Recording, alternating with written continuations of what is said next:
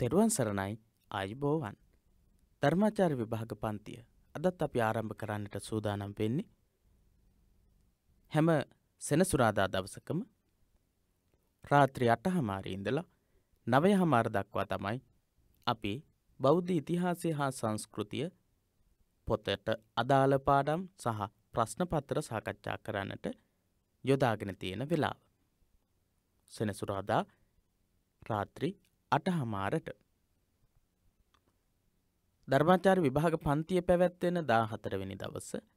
අද දවසේදී බෞද්ධ ඉතිහාසය හා සංස්කෘතිය ප්‍රශ්න පත්‍රයට සහ පොතට අදාළ විශේෂ කාරණා රාශියක් කතා කරන්නට බලාපොරොත්තු වෙනවා. මේ කාරණියත් ඉක්මනින් මතක් කරලා පාඩම සාකච්ඡා කරන්නට යොමු වෙමු. පිරිවෙන දහම් පාසල අපගේ YouTube නාලිකාව ඊට අමතරව ධර්මාචාර්ය විභාග පන්ති එකමුතුව අපේ Facebook සමූහය පිරිවෙන දහම් පාසල අපේ Facebook පිටුව පිරිවෙන දහම් පාසල අපේ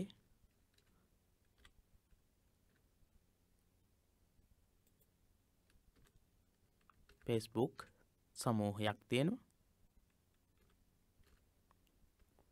මේ හැම එකක් ඔස්සේම ඔබට පාඩම් එක්ක සම්බන්ධ වෙන්නට පුළුවන්කම තියෙනවා.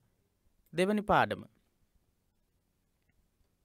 ධර්මාශෝක අධිරාජ්‍යයා බෞද්ධ ආභාසය. ධර්මාශෝක අධිරාජ්‍යයාට බෞද්ධ ආභාසය ලැබුණේ කොහොමද කියන එක ගැන තමයි පළවෙනි පාඩමේදී ධර්මාශෝක රජතුමා ගැන කියවෙන පළවෙනි පාඩමේදී සාකච්ඡා කරන්නේ. ධර්මාශෝක අධිරාජ්‍යය හා සම්බන්ධ ඉගැන්වීම් රාශියක් දෙවැනි පාඩම, තුන්වෙනි පාඩම සහ හතරවෙනි පාඩම කියන පාඩම් තුනේදීම සාකච්ඡා කරනවා. ඒ නිසා ධර්මාශෝක රජතුමා කියන මාතෘකාව බෞද්ධ ඉතිහාසය හා සංස්කෘතිය කියන ප්‍රශ්න පත්‍රයේදී විශේෂ ඉගැන්වීම් ගොඩක් තියෙන පාඩම් කිහිපයක්. ඒ නිසා මේ කොයි කොටසකින් හෝ අනිවාර්යයෙන්ම ප්‍රශ්නයක් ඉදිරිපත් වෙන්නට පුළුවන්. ඒ නිසා ඒ සඳහා සූදානම් වෙන්නට ධර්මාශෝක අධිරාජ්‍යය හා සම්බන්ධ ඉගැන්වීම් වැදගත් වෙනවා. ඒ වගේම ඔබට තව කාරණයක් මතක් කරන්නම්. ධර්මාශෝක රජතුමා ගැන කතා කරන සාකච්ඡා කරන හැම කාරණාවක්ම ධර්මාශෝක රජතුමාගේ සෙල්ලිපි ඇසුරු කරගෙන සාකච්ඡා කරලා තිබීමත් විශේෂයි. ඓතිහාසිකව සෙල්ලිපිවල දැක්වෙන විදිහට තමයි අපිට කතා කරන්නට තියෙන්නේ ධර්මාශෝක රජතුමාගේ විශේෂිත ඉගැන්වීම් ගැන. ඒ නිසා ඒ කාරණාවන් කෙරෙහි අවධානය යොමු කරමින් අපි සාකච්ඡාව ආරම්භ කරමු.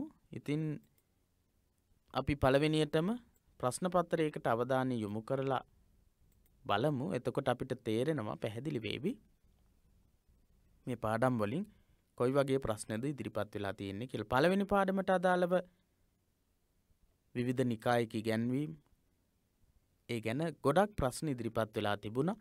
ඊළඟට මෙන්න මෙහෙම සඳහනක් තියෙනවා. 2017-18 අවුරුද්දේ ප්‍රශ්නය ධර්මාශෝක රාජ්‍ය සමයට පෙර තේරවාද සම්ප්‍රදායෙන් බෙදී ගිය නිකාය කුමක්ද? ඒකත් අයිති වෙන්නේ පළවෙනි පාඩමට. ඊළඟට 7 වෙනි ප්‍රශ්නේ 2017-2018 අවුරුද්දේ මාඝාත නීතිය පැන වූ ಭಾರತೀಯ රජතුමා කවරෙක්ද?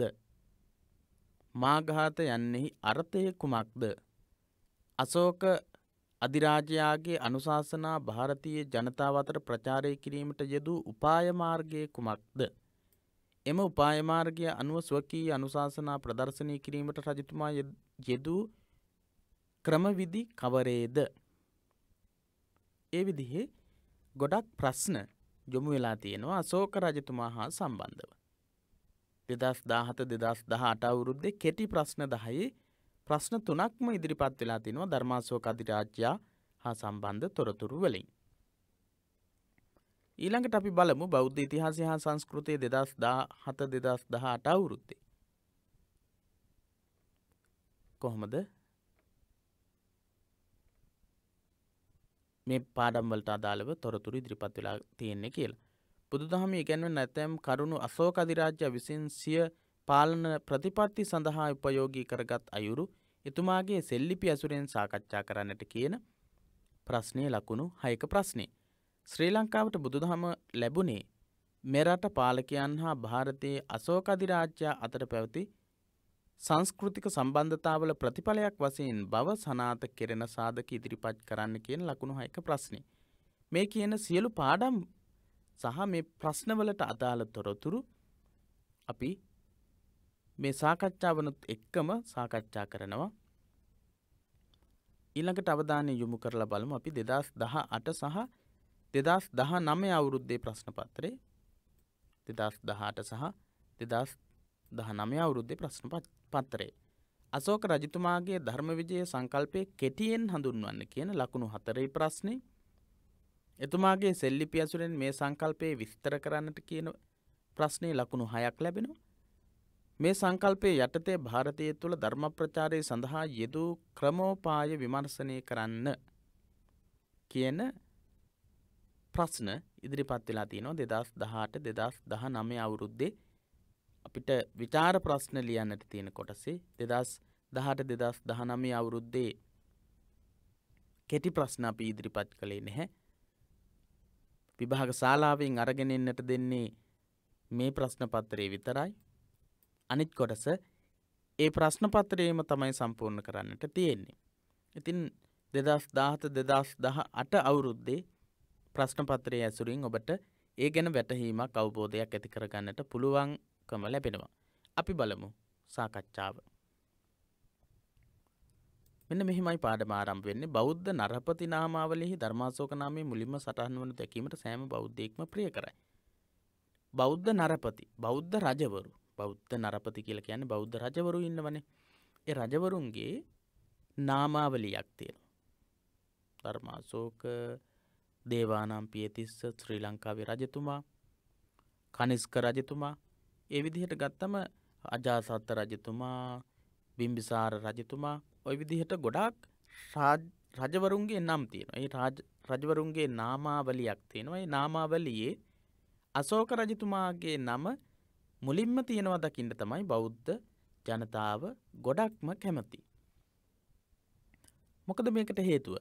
මීට ප්‍රධානම හේතුව බුදුරදුන් වදාළ බෞද්ධ සමාජ දර්ශනය සමාජය තුළ ප්‍රායෝගිකව සජීව ආකාරයෙන් ක්‍රියාත්මක කළ නරේස්වරයා එතුමා වීමයි. රාජ්‍ය නාමාවලියේ ප්‍රධානම තැන අශෝක රජතුමාගේ නම යොදන්නට තියෙනවා දකින්නට ගොඩක් දෙනෙක් කැමති වෙන්නේ ඇයි? මෙතනදී ඒකට හේතුව කියනවා.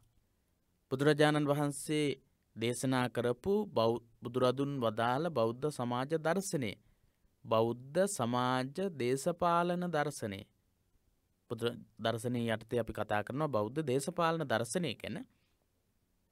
ඉතින් එතනදී අපිට තව පැහැදිලි කර ගැනීමක් කරගන්නට පුළුවන් බෞද්ධ දේශපාලන සමාජ දර්ශනය මොකක්ද කියලා. දස සක්විතිවත්, දස රාජධර්ම, සතර බ්‍රහ්ම විහරණ, පංචශීල ප්‍රතිපත්තිය, මේවට අනුව පාලනය ප්‍රායෝගිකව අරගෙන ගියපු රජ කෙනෙක් තමයි සජීවී ආකාරයෙන්ම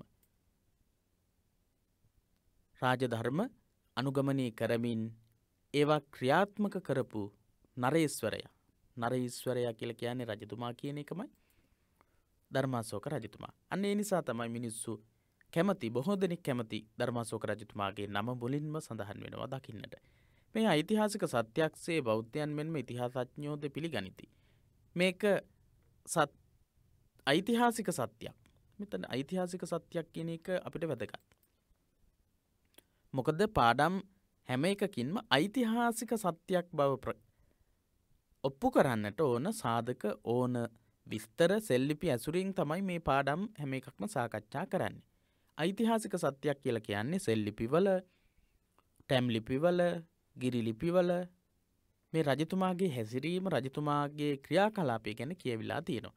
බුදුරජාණන් වහන්සේ දේශනා කරපු බෞද්ධ දේශපාලන සමාජ දර්ශනය ප්‍රායෝගිකව සජීවී ආකාරයෙන් ක්‍රියාත්මක කරපු විදිහ ගැන ඓතිහාසිකව මූලාශ්‍රවල සඳහන් වෙලා තියෙනවා පුරාවිද්‍යාත්මක මූලාශ්‍රවල. ඒ බව බෞද්ධයෝ වගේම ඉතිහාසඥයොත් පිළිගන්නවා. ක්‍රිස්තු පූර්ව 322 දී චන්ද්‍රගුප්ත අධිරාජ්‍යයෙන් ආරම්භුණු මෞර්ය රාජවංශයේ තුන්වෙනි අධිරාජ්‍යයා වූයේ ධර්මාශෝක රජතුමායි. ක්‍රිස්තු පූර්ව 322 දී තමයි චන්ද්‍රගුප්ත අධිරාජ්‍යයෙන් මෞර්ය වංශය ආරම්භ වෙන්නේ. මෞර්ය වංශය අශෝක රජතුමාගේ රාජ්‍ය වංශය මෞර්ය රාජ්‍ය වංශය. මේ මෞර්ය රාජ්‍ය වංශය ආරම්භ වෙන්නේ කාගෙන්ද? චන්ද්‍රගුප්ත රජතුමාගේ. චන්ද්‍රගුප්ත රජතුමා රජකම් කරලා තියෙන්නේ කොයි කාලෙද? 322 දී.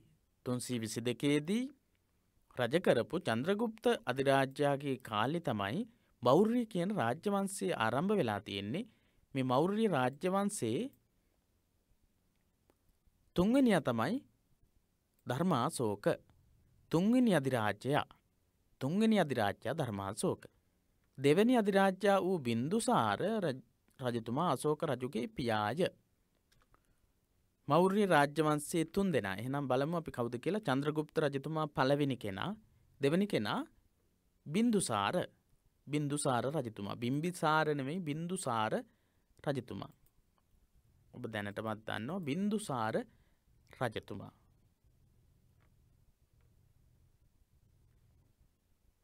දැඩි විදිහට රාජ්‍යයන් අල්ලා ගැනීමේ ප්‍රතිපත්තියක්, දිග්විජය කියන ප්‍රතිපත්තිය අරගෙන ගියපු රජවරු චන්ද්‍රගුප්ත රජතුමා තමයි මේ දිග්විජය කියන ප්‍රතිපත්තිය ආරම්භ කරන්නේ. ඒක ගොඩක් දුරට පවත්වාගෙන යනවා බින්දුසාර රජතුමා. ඒ බින්දුසාර රජතුමා පවත්වාගෙන ගියපු සංවර්ධනය කරපු චන්ද්‍රගුප්ත රජතුමා ආරම්භ කරපු දිග්විජය කියන ප්‍රතිපත්තිය.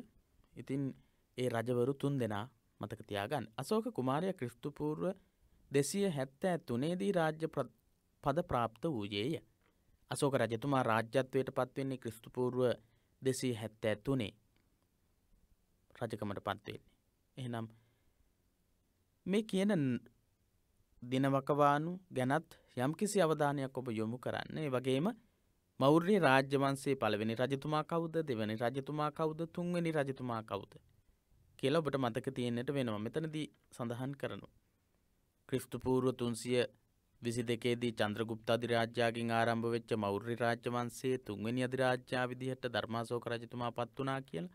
එතනදී කියවෙනවා පළවෙනි අධිරාජ්‍යයා මෞර්ය වංශයේ චන්ද්‍රගුප්ත කියලා.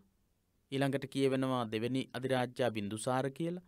තුන්වෙනි අධිරාජ්‍යයා කවුද කියලා සඳහන් කරනවා අශෝක රජතුමා. අශෝක කුමාරයා ඉපදිලා තියෙන්නේ රාජ්‍යත්වයට පත් වෙලා තියෙන්නේ 273 ක්‍රිස්තු පූර්ව 273 වර්ෂයේ. මෙතුමා පිළිබඳ දීපවංශ මහාවංශය යන ප්‍රධාන පාලි වංශ කතා දෙකේද සමන්තපාසාදිකාවේද විස්තර ඇතුළත් වේ. ධර්මාශෝක රජතුමා පිළිබඳව තොරතුරු සඳහන් වෙන සටහන් වෙන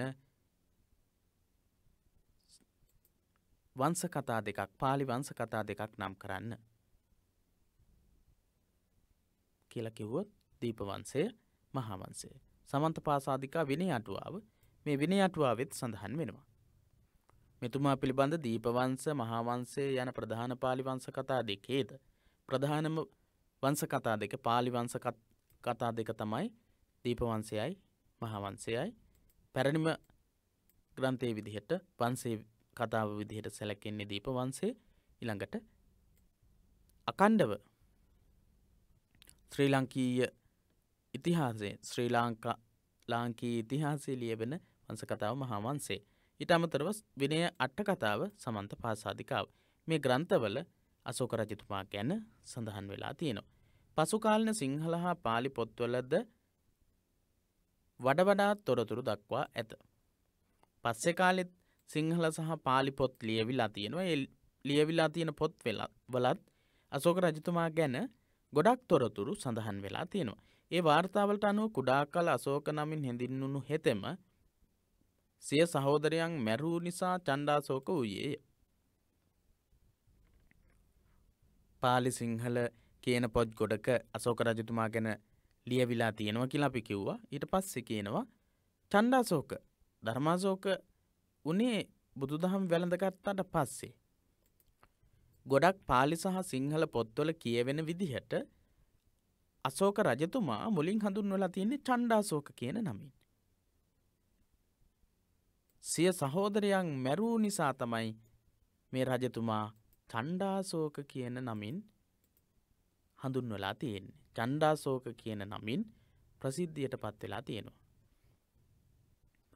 කාලිංග සංග්‍රාමයෙන් පශ්චාත්තාපයට පත්ව බුදු සමය වැළඳගෙන දැහැමි දිවි පෙවෙතකට යොමුව පොදු ජනතාව වෙත ධාර්මික සහජීවන ප්‍රතිපදාවක් ඉදිරිපත් කළ නිසා ධර්මාශෝක වූයේය. මොකක්ද මේ කියන්නේ? කාලිංග සංග්‍රාමයෙන් පශ්චාත්තාපයට පත්ව කාලිංග යුද්ධය අශෝක රජතුමා කරපු ක්‍රූරතරම යුද්ධය. මේ යුද්ධය නිසා සිද්ධ වෙච්ච මනුස්ස ඝාතන සිරභාරයට ගන්නට සිද්ධ වෙච්ච පිරිස් ගැන යුද්ධයෙන් පස්සේ සංග්‍රාමයෙන් පස්සේ කාලිංග යුද්ධයෙන් පස්සේ අශෝක රජතුමා ගොඩක් කම්පාවට පත් වුණා. දුකට පත් වුණා. එහෙම කාලිංග යුද්ධයෙන් පස්සේ ශෝකයට පත් වෙලා තැවිලා බුදුදහම වැළඳ ගන්නවා. නිග්‍රෝධ සාමණේරයන් වහන්සේගේ ප්‍රසන්න වූ ඉඳුරන් දැකලා උන්වහන්සේව රජමාලිගාවට වැඩම කරවාගෙන ඇවිල්ලා දානේ පූජා කරලා අප්පමාදෝ අමත පදං කියන ගාථා ධර්මයෙන් නිග්‍රෝධ සාමණේරයන් වහන්සේ අශෝක අධිරාජ්‍යයන්ට ධර්මයේ දේශනා කරනවා. එතනදී පැහැදෙන අශෝක පස්සේ සම්පූර්ණ වශයෙන්ම බුදුදහම වැළඳගෙන දැහැමි ජීවිතයක් ගත කරනවා. එහෙනම් මේ අපි කෙටියෙන් සාකච්ඡා කරගෙන යන්නේ අශෝක රජතුමා බුදුදහම වැළඳගෙන මුලින් චණ්ඩාශෝක විදිහට ඉඳලා පස්සේ ධර්මාශෝක බවට පත් වෙලා එහෙම අපි දන්න කතාව සාමාන්‍ය විදිහට මේ කතා කරගෙන යන්නේ. ඊට අමතරව වැදගත් වෙන කාරණාවන් ගොඩක් අපිට කියලා දෙනවා. කාලිංග සංග්‍රාමයෙන් පශ්චාත්තාපයට පත්ව කියන කාරණාව. මේක ගොඩක් විස්තරාත්මකව සාකච්ඡා කරනවා පාඩම්වලදී. ඒ නිසා කාලිංග යුද්ධය තමයි අශෝක රජතුමාව වෙනසකට පත් කරපු යුද්ධය වුණේ. අශෝක රජතුමාගේ අවසාන යුද්ධය වෙන්නෙත් ඒක. අශෝක රජතුමාව බෞද්ධයෙක් බවට පත් කරන්නත් සම්පූර්ණ බලපෑම එල්ල කරපු යුද්ධයත් කාලිංග සංග්‍රාමය. මේ කාලිංග සංග්‍රාමයේ වෙලාවේදී සිද්ධ වෙච්ච මනුස්ස ඝාතනය, මනුස්ස සංහාරය නිසා අශෝක රජතුමා තාපයට පත් වුණා. එහෙම තාපයට පත් වෙලා ඉන්න වෙලාවක තමයි නිග්‍රෝධ සාමණේරයන් වහන්සේ රජමිදුලෙන් වැඩම කරන්නේ. ඒ නිග්‍රෝධ සාමණේරයන් වහන්සේගේ මඟ පෙන්වීම අනුව බුදුදහම වැළඳගෙන පස්සේ කාලයේදී අශෝක රජතුමා ධාර්මික වූ සහජීවන ප්‍රතිපදාවකට අනුව රාජ්‍යත්වය කරනවා. අන්න ඒ නිසා අශෝක කියන රජතුමාව පස්සේ කාලයේදී ධර්මාශෝක යන නාමයෙන් හඳුන්වන්නට පටන් ගන්නවා. ಭಾರತೀಯ පුරා විසිරී ඇති අශෝක සෙල්ලිපිවල ಭಾರತೀය පුරාම තියෙනවා අශෝක සෙල්ලිපි. අශෝක රජතුමා විසින් ලියපු සෙල්ලිපිවලට තමයි අශෝක සෙල්ලිපි කියන්නේ. ඒ සෙල්ලිපිවල දේවානම් පියේ පියදසි ලාජා දෙවියන්ට ප්‍රිය වූ ප්‍රියදර්ශී රජ යන්න සඳහන් වෙයි. අශෝක රජතුමා ගැන සඳහන් වෙන්නේ මෙන්න මෙහෙම. දේවානම් පියේ පියදසි ලාජා. ඒ වගේ විශේෂ උද්ෘතයක්, විශේෂ ප්‍රකාශයක් සෙල්ලිපියක තියෙන දෙයක් අපිට විභාගයේදී ඇතුළත් කරන්නට පුළුවන් නම් අපේ ලකුණ හොඳ ලකුණක් බවට පත් කරගන්නට ගොඩක් වැදගත් වෙයි. මෙතන තියෙන පුංචි වචන 4ක් විතරයි. මේ වචන 4ෙන් ධර්මාශෝක රජතුමා ගැන බොහෝ දේවල් අපිට කියන්නට කතා කරන්නට පුළුවන්කම තියෙනවා. ඒ වගේ විශේෂ කාරණාවන් පාඩම් වලට ඇතුළත් කරලා තියෙන්නේ අපිට ඒ ගැන ඒ පිළිබඳ හොඳ දැනුමක් ඇති කර ගැනීම සඳහාමයි. ඒ නිසා මේ වගේ දේවල් කෙටි සටහන් පොතේ ලියා ගන්න. ලියාගත්තට විතරක් මදි. මේවා කියවලා කටට හුරු කරගන්නට ඕන. අපිට ධර්මාශෝක රජතුමා ගැන ඕනෑම දවසක ඕනෑම තැනකදී කතා කරන්නට සිදු වුණොත් අපිට මේවා ගොඩක් වැදගත් වෙනවා. ධර්මාචාර්ය විභාගය සමත් වෙනවා විතරක් නෙවෙයි, ධර්මාචාර්ය විභාගයෙන් අනතුරුව ඒ වගේම දහම් පාසලේ පුංචි පන්තිවලදී අපිට සමහර වෙලාවට ධර්මාශෝක රජතුමා ගැන කියලා දෙන්නට වෙනවා. ධර්මාශෝක රජතුමා ගැන කතා කරන්නට වෙනවා අපිට අනිවාර්යයෙන්ම පොසොන් සමය වෙනකොට. ඒ වගේම තමයි බුදුදහම අපිට ලැබෙන්නේ ඇත්තටම ධර්මාශෝක රජතුමාගේ මඟ පෙන්වීමේ ප්‍රතිඵලයක් විදිහට. ඒ නිසා අපි අනිවාර්යයෙන්ම කතා කළ යුතුයි ධර්මාශෝක රජතුමා. ධර්මාශෝක රජතුමා ගැන සෙල්ලිපිවලට අනුව සඳහන් වෙන ඉතා ගෞරවාන්විත ප්‍රකාශයක් තමයි දේවානම්පියේ පියදසිලාජා කියන ප්‍රකාශය. සෙල්ලිපි කිහිපයක පමණක් දේවානම්පියස අශෝක දෙවියන්ට ප්‍රිය වූ අශෝක යන්න සඳහන් වෙයි. සෙල්ලිපි ගොඩක සඳහන් වෙන්නේ දේවානම්පියේ පියදසිලාජා. දේවානම්පියතිස්ස රජතුමා කියන ලංකාවේ දේවානම්පියතිස්ස රජතුමාට නම ලැබෙන්නෙත් මේ ගෞරව නාමයත් එක්ක. අශෝක රජතුමා තමයි මේ ගෞරව නාමයේ දේවානම්පියතිස්ස රජතුමාට එවන්නේ. ලංකාවේ රජතුමා තිස්ස රජතුමා. දේවානම්පිය තිස්ස රජතුමා කියන අදහසින් මේ ගෞරව නාමය තමයි අශෝක රජතුමා එවන්නේ. එහෙම සඳහන් වෙලා තියෙනවා. තවත් සඳහනක් තියෙනවා අශෝක රජතුමා ගැන සඳහන් වෙන දේවානම්පියේ පියස අශෝක. දේවානම්පියස අශෝක කියන ප්‍රකාශය. දෙවියන්ට ප්‍රිය වූ අශෝක කියන සඳහනක් සෙල්ලිපිවල තියෙනවා. අශෝක රජතුමා හැඳින්වීම සඳහා සෙල්ලිපිවල යොදා ඇති ප්‍රකාශ දෙකක් මොනවද? දේවානම්පියේ පියදසිලාජා. දේවානම්පියස අශෝක. දේවානම්පියස අශෝක කියන ප්‍රකාශ. අශෝක බුදු සමයේ වෙත නැඹුරු වූයේ ක්‍රමානුකූලවය. අශෝක රජතුමා එකවරම නෙවෙයි බුදුදහම වැළඳගෙන බුදුදහමට නැඹුරු වුණේ. ඔහු උපත ලබා ඇත්තේ ජෛන භක්තිකයෙකු හෝ ආජීවක භක්තිකයෙකු හෝ වශයෙන්. උපතින්ම අශෝක රජතුමා අශෝක කුමාරයා බෞද්ධයෙක් නෙවෙයි. එක්කෝ ජෛන එක්කෝ ආජීවක. ජෛන හෝ ආජීවක භක්තිකයෙක් තමයි අශෝක කුමාරයා. ජෛන සමය ඔහු සිය අනුග්‍රාහකයෙකු වශයෙන් දක්වා ඇත. ජෛන සමයේ සඳහන් වෙනවා අශෝක රජතුමා ජෛන සමයේ අනුග්‍රාහකයෙක් කියලා. ජෛන සමයටත් අශෝක රජතුමා අනුග්‍රහය දක්වලා තියෙනවා. පාලි පොත්වල ආජීවකයන්ගේ දායකයෙක්ව සිටි බව පැවසේ. ජෛන සමයේ ඔහු සිය අනුග්‍රාහකයා වශයෙන් දක්වලා තියෙනවා. ජෛන දහම තුල තියෙනවා තමන්ට අනුග්‍රහය දැක්වා කියලා.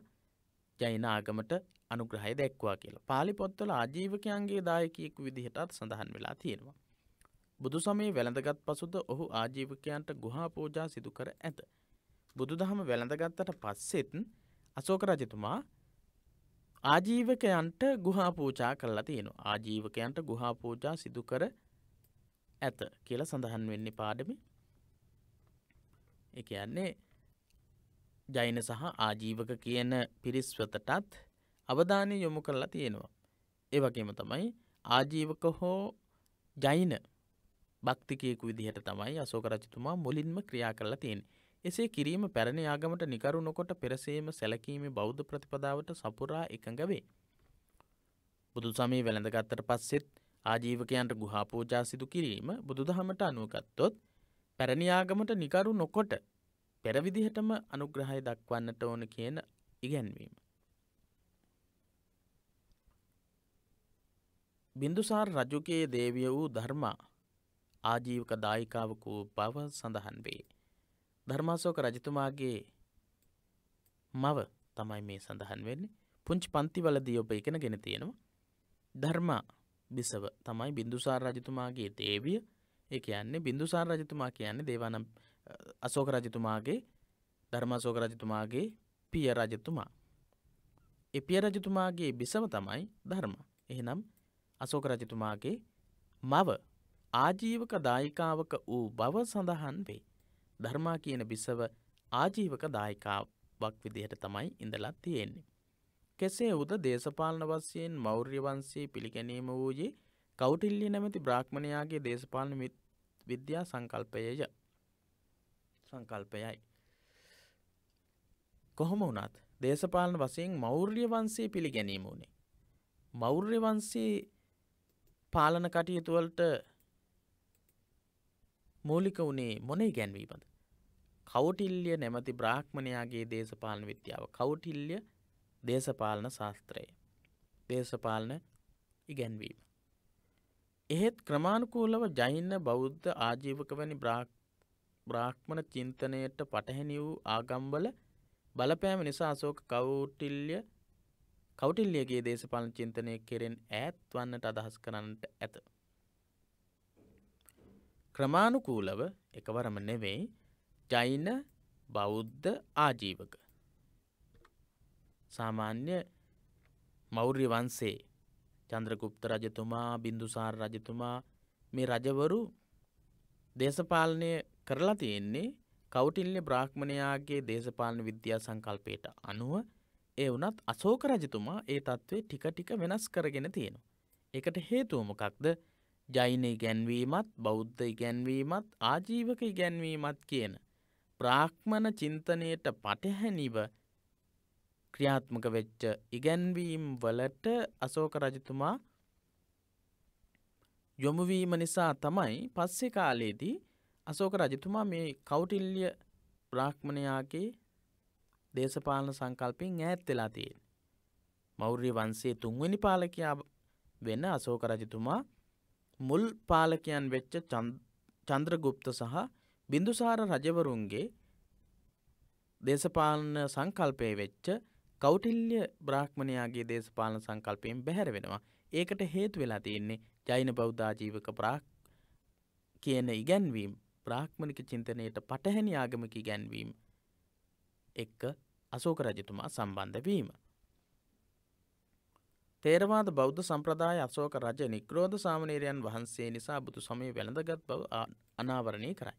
අපි මුලින් සඳහන් කළා. නිග්‍රෝධ සාමණේරයන් වහන්සේ නිසා තමයි අශෝක රජතුමා බෞද්ධයෙකු බවට පත්ුනේ කියන සඳහන අපි හැම කෙනෙක්ම ඉතා හොඳින් දන්න කාරණයක්. සර්වාස්තිවාදී ග්‍රන්ථවල උපගුප්ත හිමියන් නිසා ඒ සිදු වූ බව කියවේ. තේරවාදී සම්ප්‍රදායික ඉගැන්වීම් වල කියන්නේ නිග්‍රෝධ කියන සාමණේරයන් වහන්සේ නිසා අශෝක රජතුමා බුදුදහම වැළඳගත්තා කියලා. සර්වාස්තිවාදී අපි මේ වෙද්දි කතා කරලා තියෙනවා සර්වාස්තිවාදී කියන්නේ මොකක්ද කියලා. එක් බෞද්ධ සම්ප්‍රදායක් තේරවාදී සම්ප්‍රදායෙම තවත් එක් සම්ප්‍රදායක් සර්වාස්තිවාදී සම්ප්‍රදාය. සර්වාස්තිවාදී සම්ප්‍රදායික ග්‍රන්ථවල කියනවා උපගුප්ත හාමුදුරුවෝ නිසා අශෝක රජතුමා බුදුදහම වැළඳගත්තා කියලා. කෙසේ වුවද මේ සිද්ධිය රජතුමා භික්ෂූන් වෙත එළඹීම නිරූපණය කරන බව පිළිගත යුතුයි. කොහොම වුණත් අශෝක රජතුමා බුදුදහමට නැඹුරු වෙලා තියෙනවා. භික්ෂූන් වෙත නැඹුරු වෙලා තියෙනවා. භික්ෂූන් වෙත එළඹීමෙන් තමා තුළ මහත් අභිවෘද්ධියක් ඇති වූ බව අශෝක රජතුමා සෙල්ලිපි කිහිපයකම සඳහන් කර ඇත. අශෝක රජතුමා තමන් භික්ෂූන් වහන්සේලා වෙත එළඹීම නිසා දියුණුවක් සංවර්ධනයක් ඇති කරගත්තා කියලා තියෙන සෙල්ලිපි කිහිපයක සඳහන් තියෙනවා. භික්ෂූන් වෙත එළඹීම බහුලව සඳහන් වීම අපේ දැඩි අවධානයට යොමු විය යුතුය. භික්ෂූන් වෙත එළඹීම බහුලව සඳහන් වීම අශෝක රජතුමාගේ භික්ෂූන් වහන්සේලා වෙත එළඹුණා. භික්ෂූන් වහන්සේලා වෙත එළඹීම නිසා සංවර්ධනයක් ඇති වුණා. ඒ වගේ කියලා තියෙන තැන් අපිට ගොඩක් වැදගත් වෙනවා. මොකටද ඒක වැදගත් වෙන්නේ? අශෝක රජතුමා භික්ෂූන් වහන්සේලා වෙත එළඹිලා තියෙනවා, බුදුදහමට නැඹුරු වෙලා තියෙනවා කියලා තියෙන සෙල්ලිපි වැදගත් වෙනවා. ඓතිහාසික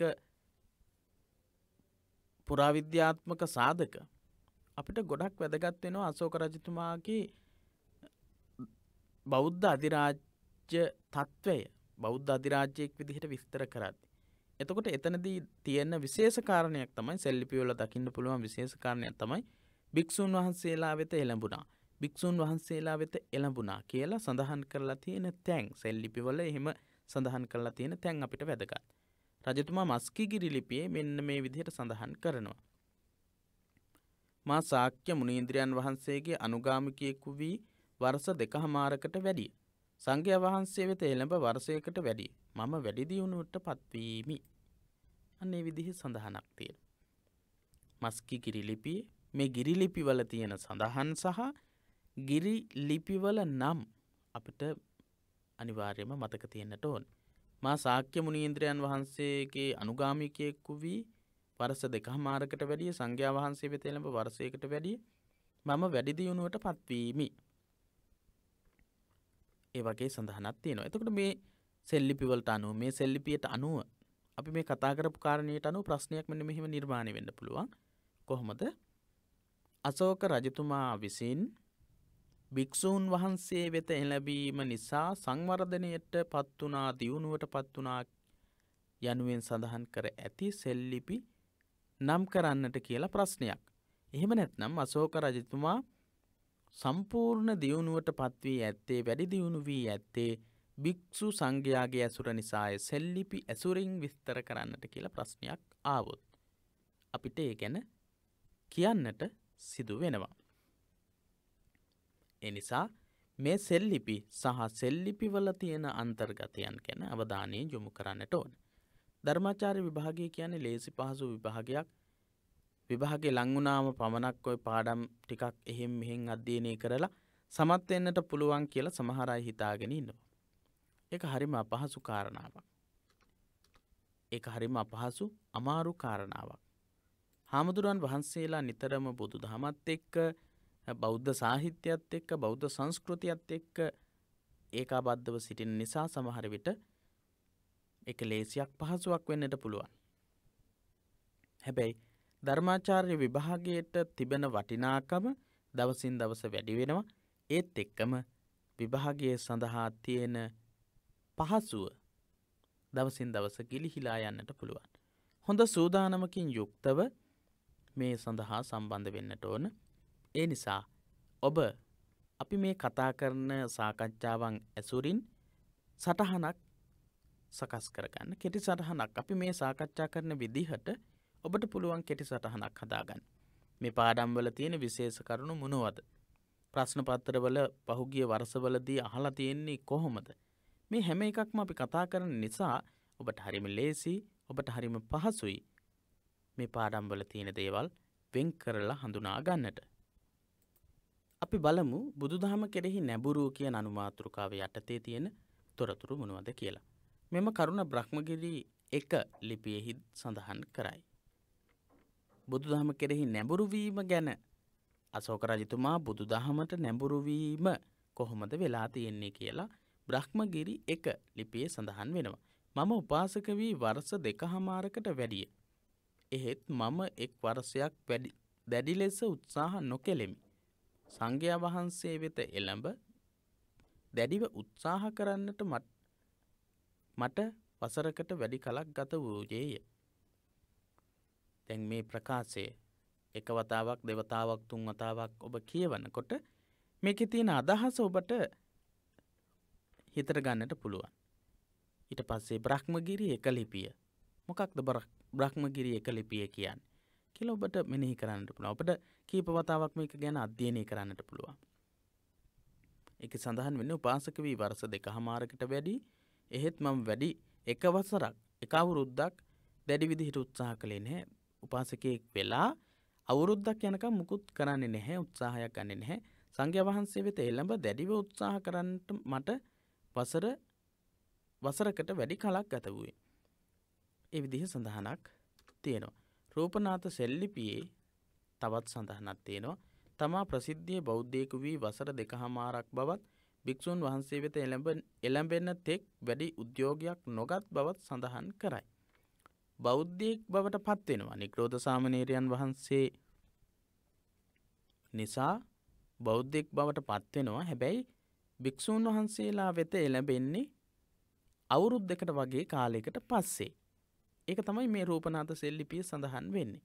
රජතුමා බුදු සමය පිළිගැනීමෙන් පසු බුද්ධ ධර්මය අවබෝධ කර ගැනීමට මහත් පරිශ්‍රමයක් දරා ඇත. බෞද්ධයෙක් වුණාට පස්සේ බුද්ධ ධර්මය අවබෝධ කරගන්න අශෝක රජතුමා ගොඩක් උත්සාහ කරලා තියෙනවා. මොකද අපි මුලින් කතා කළා අශෝක කියලා කියන්නේ ජෛන සහ ආජීවක දර්ශනවලට අනුව ආගමික මුහුණුවරකට යොමු වෙලා හිටපු කෙනෙක්. බුදුදහම කියන්නේ අශෝක රජතුමාට හමු වෙන නව ආගමක්. ඒ නිසා මේ ගැන හදාරන්න, ඉගෙන ගන්න අශෝක රජතුමාට ගොඩක් උත්සාහ කරන්න සිදු වුණා. භික්ෂූන් සමග නොඑක් වර ධර්ම සාකච්ඡා පවත්වන්නට ඇත. භික්ෂුන් වහන්සේලාත් එක්ක මේ ධර්මය ගැන සාකච්ඡා කරලා තියෙනවා. ධර්ම සාකච්ඡා පවත්වලා තියෙනවා. මේ උද්‍යෝගවත් ධර්ම සාකච්ඡා මගින් බුදුරදුන් වදාළ ගැඹුරු ධර්මය අවබෝධ කොටගත් එතුමා බුදු සමය කෙරෙහි බෙහෙවින් ප්‍රසන්න වූයේ. භික්ෂුන් වහන්සේලාත් එක්ක සාකච්ඡා කරලා උද්‍යෝගමත් වූ ධර්ම සාකච්ඡාවන් පවත්වලා බුදුරජාණන් වහන්සේ දේශනා කරපු ගැඹුරු ධර්මය අවබෝධ කරගන්නවා. එහෙම අවබෝධ වෙනවත් එක්ක අශෝක රජතුමාගේ අවබෝධය දවසින් දවස වැඩි වෙනවා සහ බුදුදහම කෙරෙහි පැවතුණු ප්‍රසන්න බව තව වැඩි වෙනවා. ත්‍රිවිධ රත්නයේ විශේෂයි අචල භක්තියකින් වෙලී ගියේ. භික්ෂුන් වහන්සේලා වෙත යොමු වෙලා ත්‍රිවිධ රත්නයේ කෙරෙහි අචල භක්තියක් ඇති කරගන්නවා අශෝක රජතුමා. සිය හද තැන්පත් වූ අචල ශ්‍රද්ධාව බාබ්රු සෙල්ලිපියෙහි මෙලෙස සටහන් කරයි. බාබ්රු සෙල්ලිපියේ තමන් ඇති කරගත්ත අචල ශ්‍රද්ධාව ගැන කියනවා. මගධාධිපති ප්‍රියදර්ශී රජ සංඝයා වැඳ සුව පහසු විචාරයි. ස්වාමීනි බුදුරජාණන් වහන්සේ කෙරෙහිද ධර්මයේ කෙරෙහිද සංඝයා කෙරෙහිද මාගේ ගෞරවයත් ප්‍රසාදයත් ඔබ වහන්සේලාට පැහැදිලිය. භාග්‍යවත් බුදුරජාණන් වහන්සේ විසින් යමක් වදාරන ලදද ඒ සියල්ල සුභාසිතය. අනේ විදිහට තමයි අශෝක රජතුමා බාබ්රු සෙල්ලිපියේ තමන්ගේ ශ්‍රද්ධාව ගැන සඳහන් කරලා තියෙන්නේ. බුද්ධ ධම්ම සංඝ කියන තුනුරුවන් කෙරෙහි අචල වූ විශ්වාසයෙන් යුක්තව ගෞරවාන්විතව ක්‍රියා කිරීම තමයි ශ්‍රද්ධාව කියලා කියන්නේ. එහෙනම් බාබ්රු සෙල්ලිපියෙන් මොකද්ද කියවෙන්නේ? අශෝක රජතුමාගේ අචල ශ්‍රද්ධාව ගැන. මගධාධිපති ප්‍රියදර්ශී රජ සංඝයා වැඳ සුව පහසු විචාරයි. ස්වාමීනි බුදුරජාණන් වහන්සේ කෙරෙහිද ධර්මයේ කෙරෙහිද සංඝයා කෙරෙහිද මාගේ ගෞරවයත් ප්‍රසාදයත් ඔබ වහන්සේලාට පැහැදිලිය. භාග්‍යවත් බුදුරජාණන් වහන්සේ විසින් යමක් වදාන ලදද ඒ සියල්ල සුභාසිතය. ඔබට 100%ක්ම මේ උද්ෘත සම්පූර්ණ වශයෙන් කටපාඩම් කරගන්නට බැරි වෙන්නට පුළුවන්. හැබැයි බාබ්රු සෙල්ලිපිය කියන්නේ මොකක්ද? බාබ්රු සෙල්ලිපියේ අශෝක රජතුමන් ගැන කියවෙන විශේෂ ඉගැන්වීම මොකක්ද කියලා අවධානයට යොමු කරගන්න. එහෙම නැත්නම් ඔබට මේ ගැන සඳහන් කරන්නට බැරි වෙනවා. ඒ වගේම මේකේ තියෙන වැදගත්ම කොටස්. ස්වාමීනි බුදුරජාණන් වහන්සේ කෙරෙහිද ධර්මයේ කෙරෙහිද සංඝයා කෙරෙහිද මාගේ ගෞරවයත් ප්‍රසාදයත් ඔබ වහන්සේලාට පැහැදිලිය. අන්න ඒ වගේ පුංචි කොටසක් ඔබට අවශ්‍ය නම් උද්ෘත විදිහට පාඩම් කරගන්නටත් පුළුවන්. අශෝක රජුගේ සිත බුදුරදුන්ගේ දහම වෙත ඇදී යෑමට තුඩුදුන් ප්‍රබල සාධකය ඔහු විසින් කරන ලද කාලිංග සංග්‍රාමයේ බව පැහැදිලිය. අපි මුලිනුත් කතා කළා අශෝක රජතුමා බුදුදහම කෙරෙහි නැඹුරු වීම සඳහා බලපාපු ප්‍රධානම හේතුව වුණේ කාලිංග යුද්ධය. කාලිංග සංග්‍රාමය. සංග්‍රාමාවතීර්ණ රණසූරයෙකු ස්වකීය විජයග්‍රහණයෙන් පසුතැවෙන ආකාරය ප්‍රකට කරන ලද කාලිංග ලිපිය මිනිස් සංහතියේ ඉතිහාසයේ අමරණීය සිහිවටනයකි. සංග්‍රාමයකට අවතීර්ණය වන රණසූරයෙක් තමන්ගේ ජයග්‍රහණයෙන් පස්සේ පසුතැවෙන ආකාරය ප්‍රකට කරන කාලිංග ලිපිය මිනිස් වර්ගයාගේ අමරණීයත් වූ සිහිවටනයක් වෙනවා. ඒ අමරණීය සිහිවටනයක් වෙන්නේ මොකක් නිසාද? සතර දෙසින් සාමයේ වෙත දෑත් දිගු කරන ජනතාවට මෙම ලිපිය ඍසි භාසිතයක් මෙන් ගුරුපදේශ සපයයි. අශෝක රජතුමා කාලිංග යුද්ධයේදී විශාල මිනිස් සංහාරයක් සිද්ධ කරනවා. මේ මිනිස් සංහාරයක් සිද්ධ කරලා ලබාගත් ජයග්‍රහණය සංතාපයෙන් සහ තැවීමෙන් යුක්ත එකක් කියලා අශෝක රජතුමා පුනා කියලා තියෙනවා. පැහැදිලිව කාලිංග සෙල්ලිපිය කාලිංග යුද්ධය ගැන කියවෙන සෙල්ලිපිය සඳහන් වෙනවා. දේවානම් ප්‍රියදර්ශී රජතුමා අභිෂේකයෙන් අවුරුදු 8ක් ඉක්ම ගිය පසු කාලිංග ප්‍රදේශයේ ජයගත්තේය. දේවානම් ප්‍රියදර්ශී රජතුමා කවුද මේ අශෝක රජතුමා? අශෝක රජතුමා අභිෂේක කරලා අවුරුදු 8කට පස්සේ තමයි කාලිංග ප්‍රදේශයේ ජයග්‍රහණය කරන්නේ. මිනිස්සු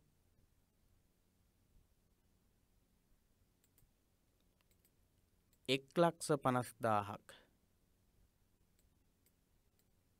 1,50,000ක්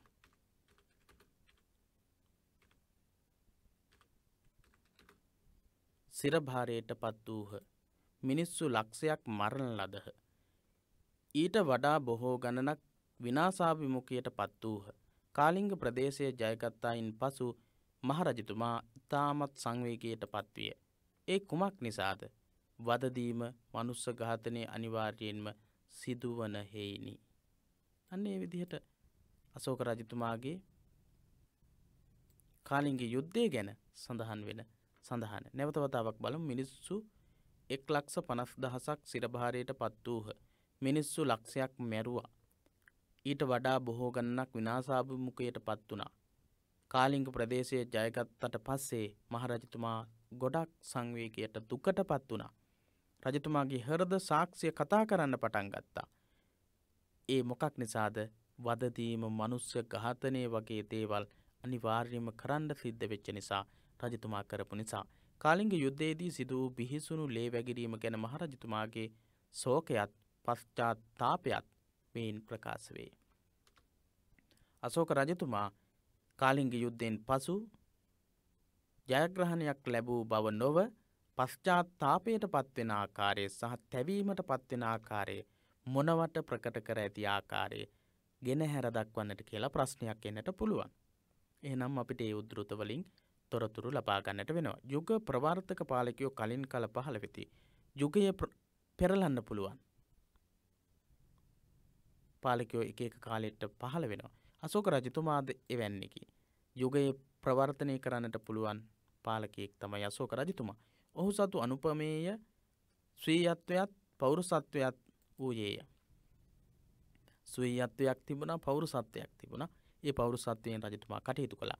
අනවිභවනීය වෙනත් කෙනෙකුට මැඩලිය නොහැකි බුද්ධි බල මහිමයත් කාය බලයත් නිසා අශෝක රජතුමා කාලිංග සටනින් පසු තමා මේ පිළිබඳ සිතන්නට වූ බව පැහැදිලිය. අශෝක රජතුමාට ලොකු බුද්ධියක් තිබුණා. අනවිභවනීය වෙනත් කෙනෙක්ට සමාන කරන්න බැරි, මැඩ පවත්වන්න බැරි විදිහේ හොඳ නුවණක්, හොඳ බුද්ධියක් තිබුණා. මෞර්ය වංශයේ හිටපු අනිත් රජවරුන්ට වඩා ලොකු වෙනස් විදිහට හිතන ස්වභාවයක් අශෝක රජතුමාගේ තිබුණා. යුග ප්‍රවර්තක වීරපුරුෂයෝ තමන් විසින් කළ යුතු දේද ඒ දේ කළ පසු එහි ප්‍රතිඵල ගැනද සිතම හේවති. යුග ප්‍රවර්තක පඬිවරු, යුග ප්‍රවර්තක පාලකයෝ මොකද කරන්නේ? ඉස්සෙල්ලාම තමන් කරන්න ඕන මොනවද කියලා බලනවා. තමන් ඒ දේ කළාට පස්සේ මොකද ලැබෙන ප්‍රතිඵල මොනවද කියලාත් බලනවා. විජයග්‍රහණය සඳහා අශෝක කාලිංග සටන කළ යුතුම වූයේ. කාලිංග සටන අශෝක රජතුමා කළ යුතුම අවස්ථාවක් බවට පත් වෙලා තිබුණා. එම ක්‍රියාවලියෙන් පසු රජතුමා අතීතයේ දෙස සිංහාවලෝකනයක යෙදේ. සිංහෙක් වගේ අතීතය ගැන මෙනෙහි කරලා බලනවා. වඩවඩාත් ඇසෙත්ම සටන කුරිරු දෙයක් බවට පසක් කරගනි. වඩවඩාත් ඇසෙත්ම සටන කුරිරු දෙයක් බවට පසක් කරගනි. පසක් කරගනි.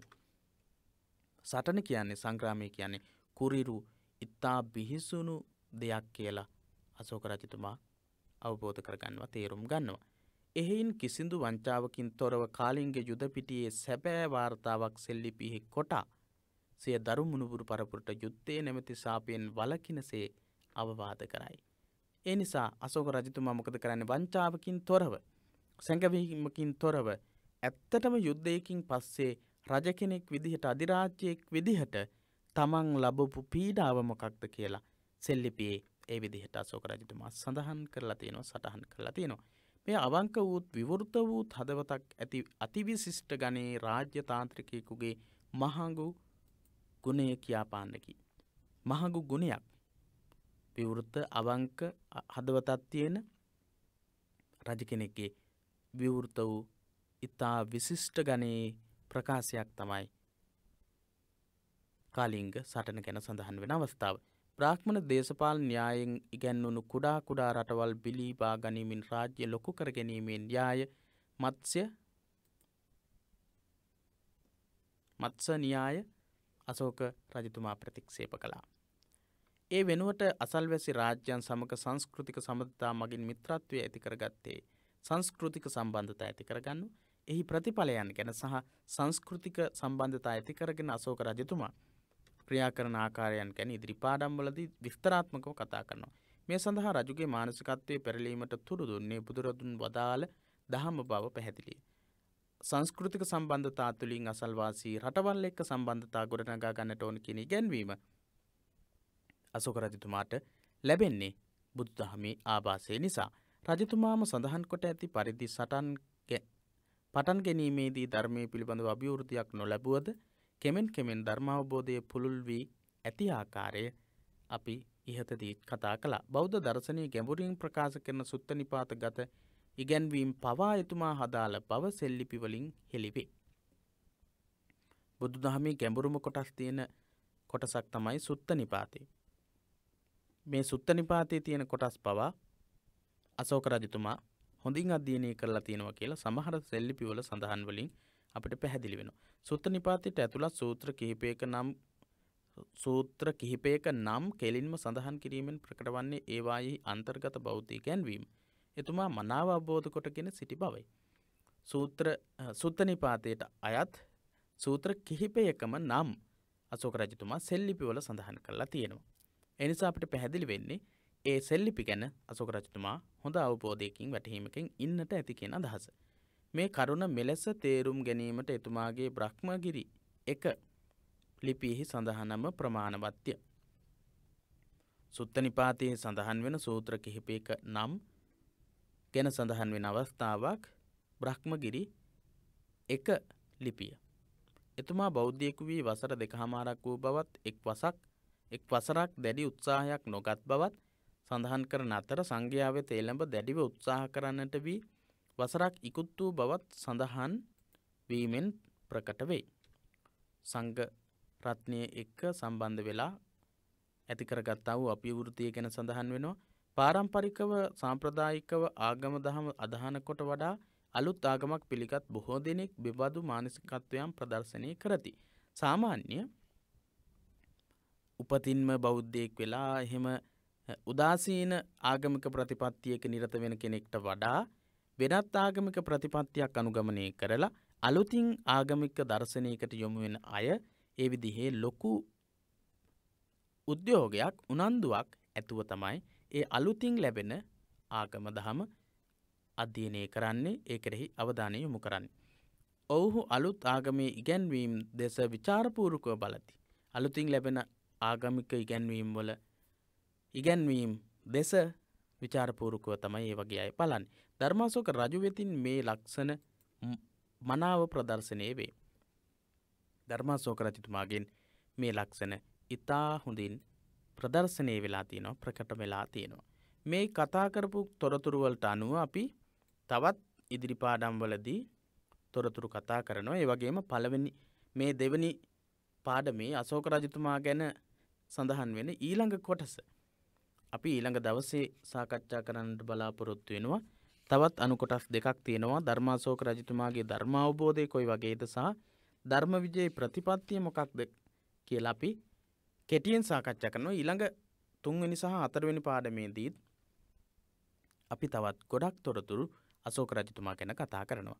එහෙමනම් අද දවසේ පාඩම හමාර කරන්නටයි සූදානම් වෙන්නේ. පිරිවෙන දහම් පාසල අපේ YouTube නාලිකාව, Facebook පිටුව සහ Facebook සමූහය, ධර්මාචාර්ය විභාග පන්ති එකමුතුව අපගේ සමූහය, මේ සියලු සම්බන්ධතා සමග නිරන්තරයෙන් එකතු වෙන්නට කියලා අපි ඔබට සිහිපත් කරන ගමන් අද දවසේ පාඩම නිමා කරනවා. ඔබට තෙරුවන් සරණ ප්‍රාර්ථනා කරනවා.